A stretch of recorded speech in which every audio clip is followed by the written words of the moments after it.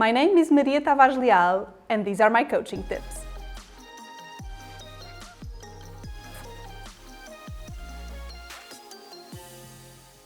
In this video, I will share with you 4 possible models to give feedback, and I will explain why I have a favorite one. The first model I will present is the non-violent communication model. Being much more than a framework for giving feedback and constituting itself as a form of comprehensive communication, it is also applicable to feedback situations.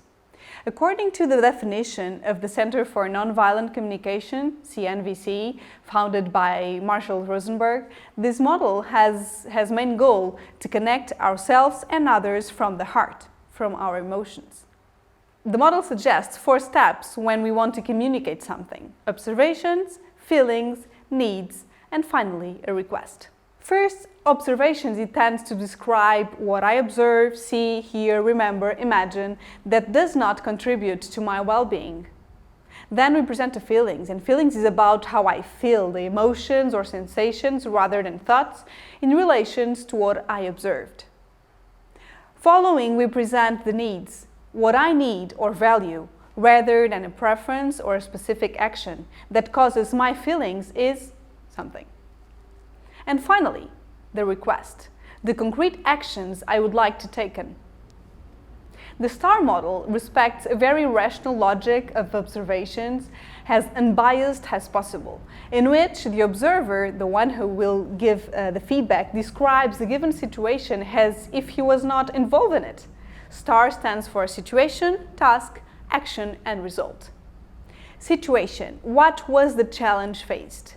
Then the task: what was intended to achieve? Followed by the action: what actions were taken? And finally, the result: what was the result?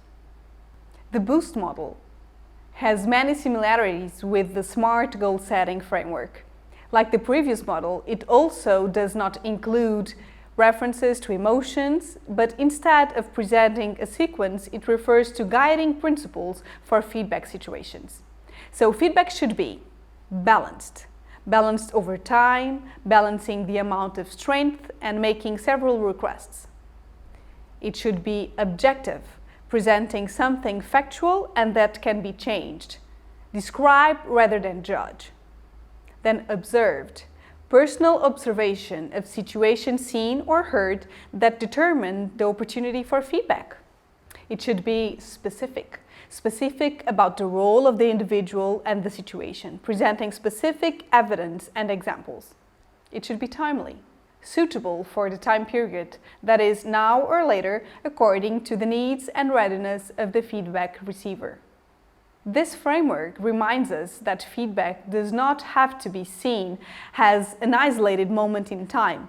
It should be part of the way we relate to one another and in which we refer and emphasize what we value, and also, in an open way, refer to what seems to us that can be improved or changed.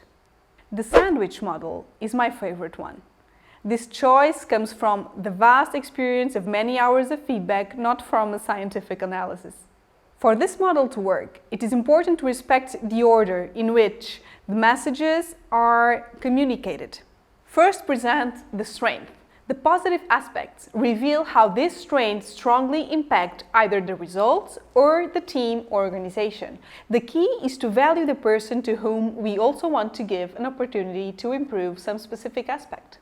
Then present the development opportunities. Identify clearly, specifically, and preferably with concrete examples what, in your perspective, makes sense for the person to change, adapt, or improve. And finally, reinforce strength and the positive aspects. Once the development opportunities are communicated, are mentioned, it is important to reinforce the person's strength again, which will help him or her to become a more complete professional profile, so that the feedback conversation will end with a positive emphasis. Experience shows me that when a feedback receiver feels valued and recognized by the feedback provider, he or she accepts feedback naturally and most of the time even appreciates the reference to the development opportunities. In conclusion, models can help us structure our thoughts, but above all, they help when preparing moments of feedback, especially when they involve passing difficult messages. So, I defend the adoption of models in the moments preceding the conversations. During feedback conversation, it is better to be very attentive to the other, to adapt our approach, so that the message take effect, because passing message should not be synonymous of mission accomplished. The recognition of the other, the appreciation of our role as someone who can help to grow, this, yes, can be a sign of mission accomplished. Let me know what's your experience in giving and receiving feedback. Have you tried any of the models I mentioned here? I would love to hear from you. See you soon.